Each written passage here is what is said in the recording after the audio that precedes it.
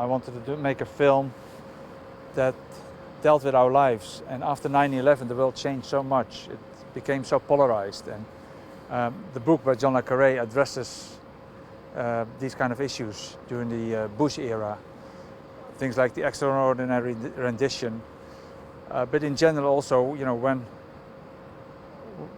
one is a person bad or good, and that people's opinions vary, and they seem to be looking at very black and white, and there's very little middle ground, very few grey tones in how we judge people. And I think the movie deals with that, and that was interesting to me to spend time on this. That story is a big line throughout the film, but then there's a lot of nuances everywhere, and how everyone has to decide whether they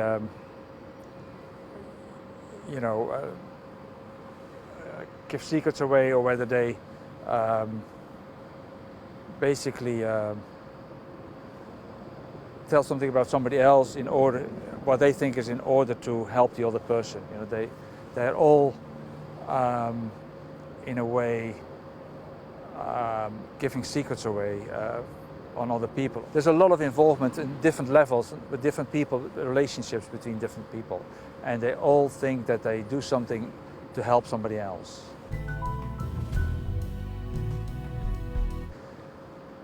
I guess the genre is thriller, but it's definitely not an action thriller. But I guess there is an element that could be called thrilling, and so to it, yeah. So I guess it is a spy thriller, yeah. The Bachmann character is almost like a renegade kind of spy master, if you like. But he basically is a very good guy. He's also very cultured. He speaks Arabic. He's not an Islamophobic. He just wants the world to be a better place, basically, in brief. And we sort of go through the emotions with him, you know, throughout the film. I would like to think that we have people like that in our spy business. You know, if they all become bean counters, then I think we have an issue. I mean, you need people who are human in that field, and that's what Bachmann totally is. He's a human within this whole complex of numbers and statistics. I think that's the problem with how a lot of things get looked at these days, because it is so polarized that people very quickly only see one way or the other. And I think if you look at it on a human level, there's a lot of variations there.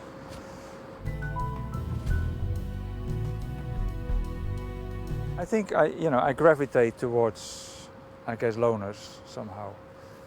People who achieve a lot on their own and experience things without sharing it with a large group, or get their inspiration from experiences they have on their own, whether they then translate it into music or paintings or any other ways to deal with life.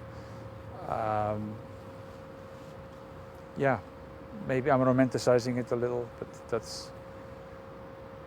I find it an interesting way of going through life.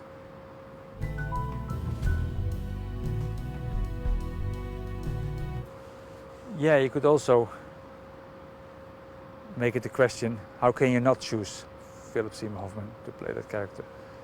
You know, because he was an actor without peers in a way.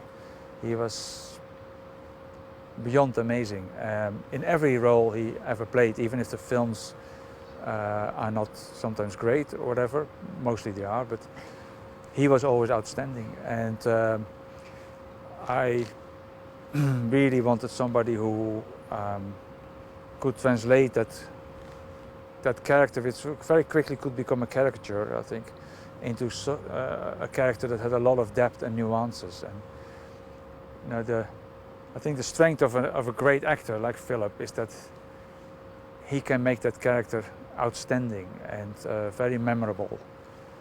Philip played a lot of characters that are much more out there, like in The Master or Boogie Nights or Capote, and therefore they become incredibly memorable because they're out there.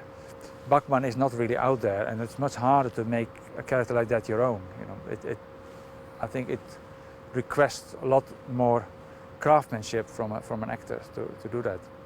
You know, I remember that I watched the film with him early on, like early last year, in an edit room.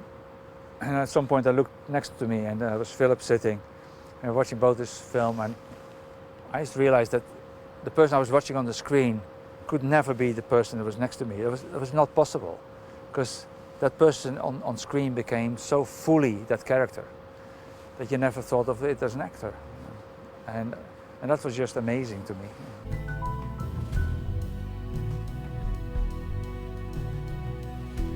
I don't really know, to be honest. It might be that he was attracted to some of the points that you mentioned earlier, that he was in fact a loner, that he was a separate entity within a bigger group. And you know, of course, Philip was highly intelligent and very culturally educated. And he was a tough guy, and he was a sweet guy, you know. And so I think there's elements of that Bachmann displays too in his.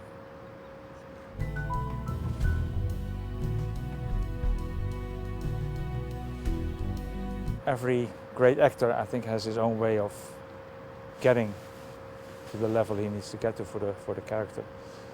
But we talked in advance, we described the character, and we felt it needed a German accent, so we worked a lot on that. But then when Philip came to Hamburg and we had a meeting with John le Carré, I think after that the character was almost fully formed, you know, and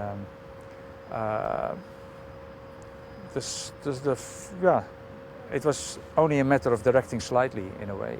You only would nudge it one way or the other, because Philip brought so much to it already. And of course there are always moments when there's clashes, you know, when you both care a lot about it. But throughout the film we became very close, and I'd like to think we became friends. We saw each other afterwards, would go, you know, socialize. So, and we were going to work together again. So that was just tremendous, you know, as an experience.